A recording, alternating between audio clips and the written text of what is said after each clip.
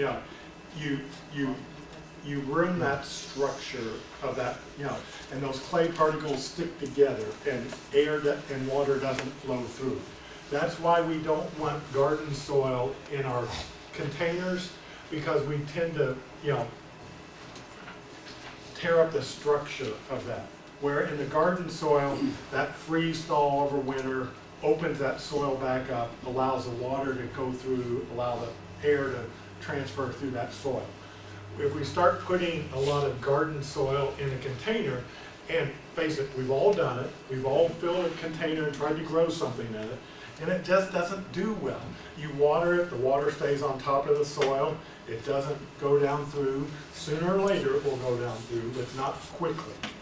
And we want to be able to, and we'll talk about watering here in a little bit, we want to water that, get that water through that whole root zone and out the bottom of the container. So it's best not to use any kind of soil? No soil in a container. That's my advice.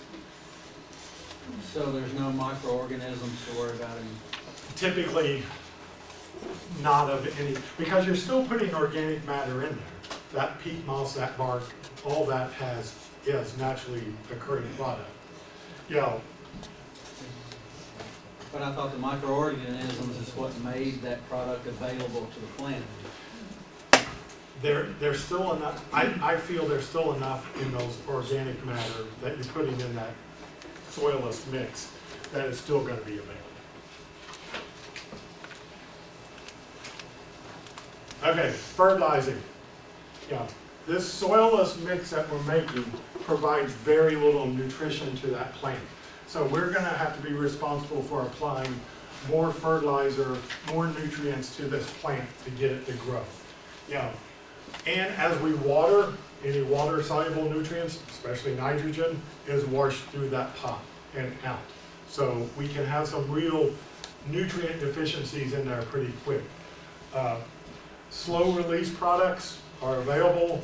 Osmocote, you know, if you've ever had a container with the little plastic ball looking things on top of the soil, that's the leftover Osmocote fertilizer pellet.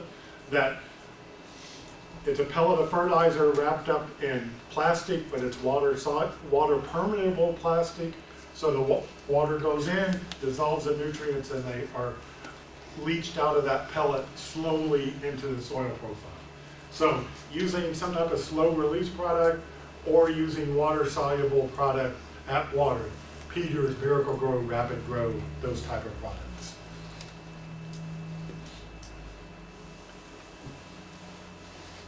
Containers that have greater exposure to wind, sun, and heat are going to dry out quicker.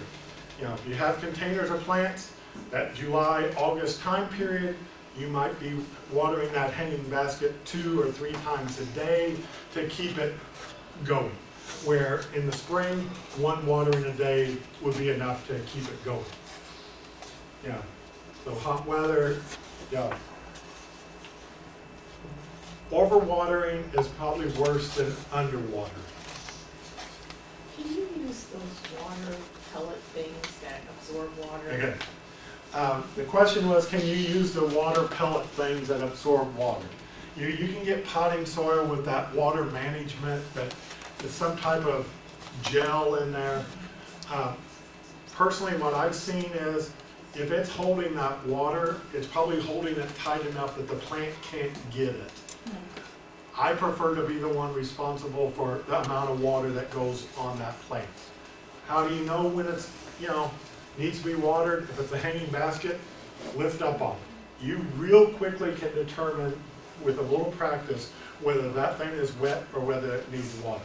If it's pots on the floor or a table, back to your hand. Take that finger, stick it in the soil.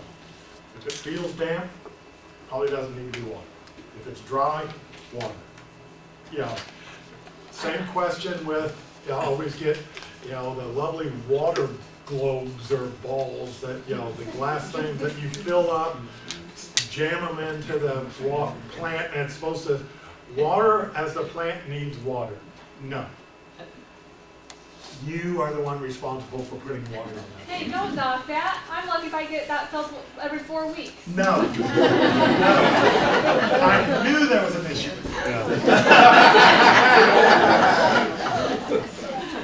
work way too much together. So in other words, a good friend to come and water your plants when you're gone. When you're gone, Is there Get any some- that wicking thing that works, you know, you see those little things?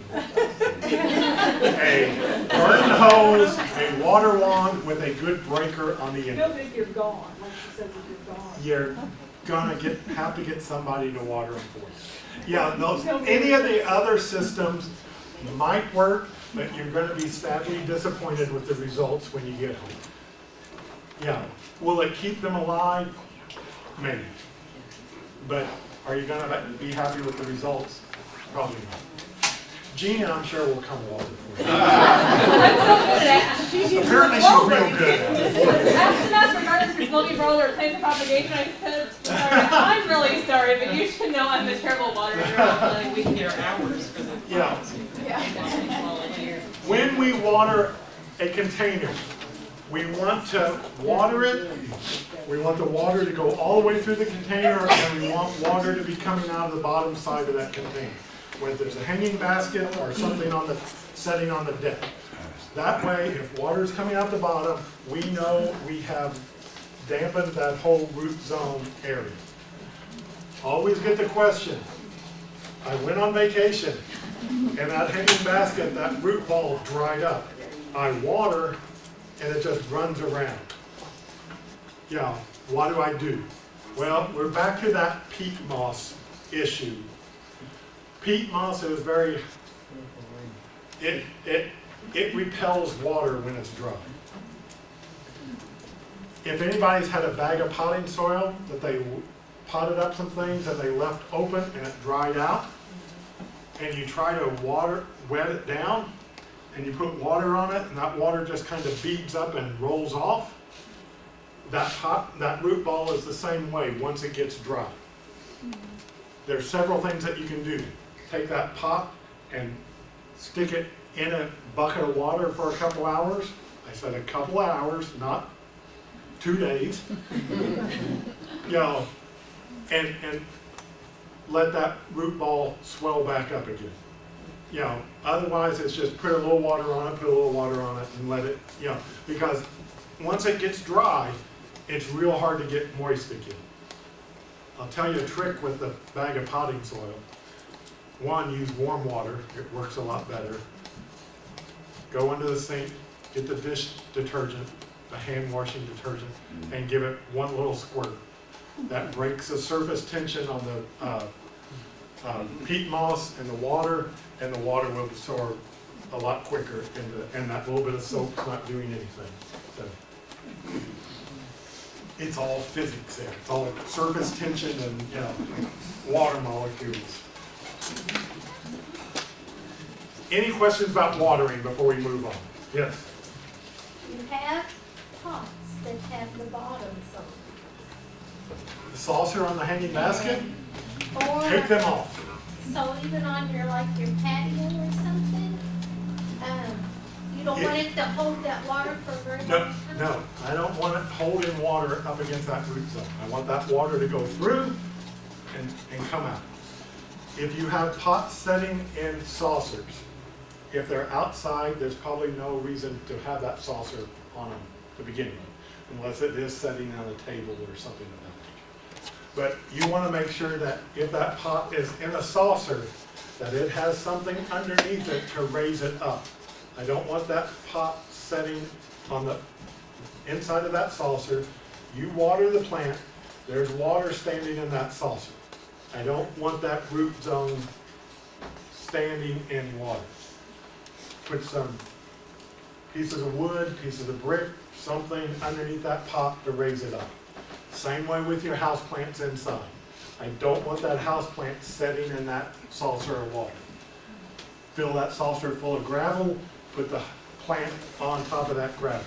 So the water goes through and out of that root zone. With fertilizers being salt, which I don't understand, do we have to worry about salt buildup, and do we have to flush it out every once in a while? The question was fertilizer being salt, and we can have salt buildup on the surface of soil where the water evaporates and leaves that fertilizer salt on the top. If you are watering every time, say that hanging basket, and every time you water, you're flushing water out the bottom, you have no concerns with salt buildup. If you are never flushing water through that whole root zone, I mean, you're watering and it's not coming out the pipe, you can definitely have some problems with salt buildup on the soil surface. But if you're watering and watering's coming through that container, it will take care of the salt problems. Okay, what to plant? Basically, almost any plant that I know of can be grown in a container. I say that, I can show you maple trees that have been in containers for 300 years. They're called bonsai, but they're growing in a container. Yeah. Endless possibilities. Flowers, vegetables, herbs, anything, or a combination of all of them in one pot. Yeah. If it's a small area, small container, look for compact varieties, bush type tomatoes, bush type squash, type of things. Yeah. Keep in mind what you're putting in there need to all have the same requirements as far as light, space, things of that nature. Don't put a shade-loving plant and a sun-loving plant together. Color. I am not a color expert. My wife has learned over the past 20-some years, if it's in my closet, it goes together. So, she's got to figure it out. I've got to figure it out. With color, my advice is, if you like it and you think it looks good together, go for it. There are color wheels. I've never understood them. Don't want to understand them. If it's your thing, figure it out. But there are complementary colors that go together and all that fun stuff. But my advice is, do what you like. Yeah, you can get several different effects of growing containers. One is mass plantings. All one color, big impact, big container. You know, there are tulips and hyacinths. I got the H, but that's as far as I can get. I talked earlier about bulbs. These were probably pre-chilled, put in here, or forced in a greenhouse, put in here. After they bloom, they will all be thrown away. They will not use them again, just because they have to have that big impact of this type of planting. Make sure your container size, shape matches your plant you put in them. No, these were just not planted. These were well into the growing season. Scales and little. Yeah. Big container, but a lot of plants in there, but it works proportionally. Human chickens, one of the succulents, works real well in containers. Yeah. Fruit trees. Tell me where this is at. Have I been to Versailles, France before? This is a chance that it's good to be the king. And if you want oranges, you tell your people you want to grow oranges year-round in a non-orange climate. And they grow oranges in containers. This building back here is the orangerie. It's a brick building with a lot of windows, so the winter, his people take them inside and keep them living. So, good to be the king. Now, think about other things that can go with flowers and containers. This is just the part that makes you think what you can do. You know, all types of things that you can do. You know, if it's great-grandma's sewing machine, I would probably not recommend you putting it out in the garden, but if it's one that you picked up at the local auction for a couple bucks, go for it. You know, containers, pots, things like that, all work together. What can be used as a container? Just about anything. Chimney liners, sewer pipe ends, you name it, boxes, buckets, containers, barrels. Let your imagination go crazy. Again, look around your shed, your barn, your garage, your neighbor's property. Drive up and down the street on large item junk day and see what you can find. Looks like the meadow would burn roots. Not if you keep it watered properly, it's not gonna heat up, you know. Wooden boxes, make your own out of some scrap lumber that you have. Window boxes, with window boxes, always think about how you're gonna get those things watered. Is there a way do you wanna be able to open that window every day and water it once or twice a day during the hot part of the summer? Can you run an irrigation system up to it, and things of that nature? But think about how you're gonna maintain them. How am I gonna water these things? How am I gonna take care of them? Yes, they look good, but how am I gonna take care of them? It doesn't have to be anything fancy. One container with some flowers in it, set on the wall. Just another way to add interest to that area. A flower bed?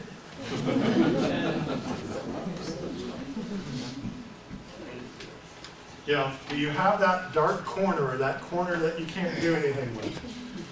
This is a piece of concrete reinforcement wire that's plastic lined, filled with potting soil. Put a tube down the middle with a bunch of holes, put a cap on the bottom of it so you can fill it up with water and get water everywhere. Poke holes in the plastic, put the plants in, and in a couple weeks it will just be solid, if you water it properly. But what can you do in those areas that you don't have plants in now? Like we all need more plants to water.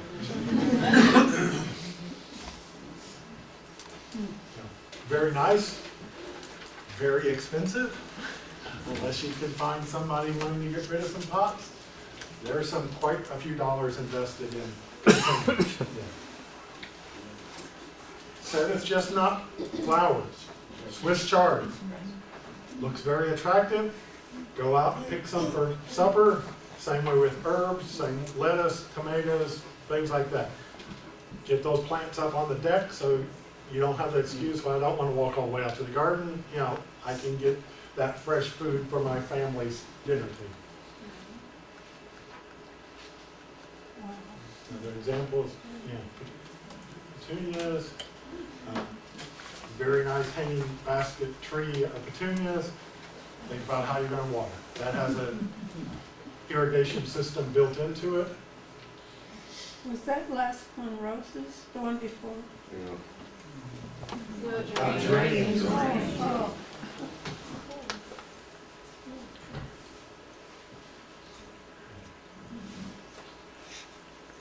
It has nice flowing sidewalk steps. But just some things to think about with container gardening. Just about anything that can be used for a container, as long as it holds water and holds soil and drains. Make sure the plant in your container kind of matches in looks and size. Drainage is a requirement. Make sure it's a container that's strong enough, sturdy enough to hold the plant. You don't want it to keep blowing over. Lightweight potting media is best. No soil, no dirt.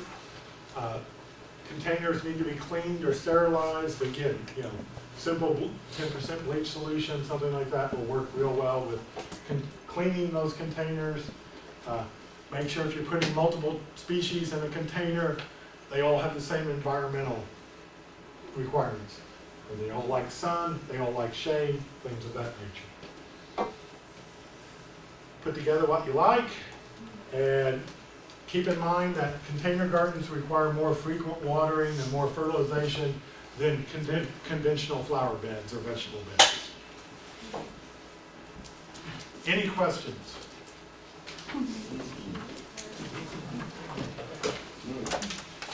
Everybody has questions for Richard? Wow, Richard. Hey.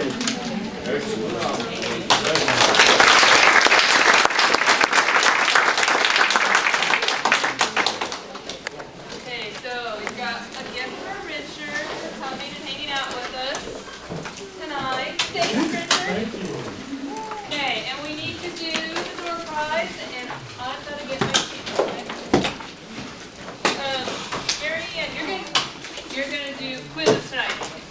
trivia quiz. Come see Mary Ann. I'll be at the door. If you didn't pick up on what Richard said, Richard's gonna be here next week. We had to change the speakers. So we're gonna do Woody next week. So read the chapter on Woody. I can't tell you what chapter that is. And just to let you know, I'm only gonna work half the time next week. You all are gonna work the second half. He pulled that stuff on me too, so, you know. Okay, so we're gonna do two door prizes tonight. One of them. So, Juana, here you go. Here is this one. Alright. Then we're gonna do another one here. I have to get my number generator out. Here. Danny, you got it. No.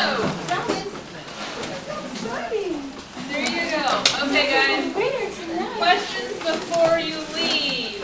If you walk out this side door, there are publications. Most of them are probably in your jump drive, but if you want a hard copy of them, by all means, I'm cleaning out file cabinets. So, thank you. I have, if you ask for a jump drive, I have them. I just haven't had a chance to hand them to you yet. So find me, and I will hand them to you. Everybody get their email about the website, and has anybody tried it? Yeah. Yay, Lacey, it works! Woo! So, you guys have no questions? You're free to go. We'll see you next Monday night.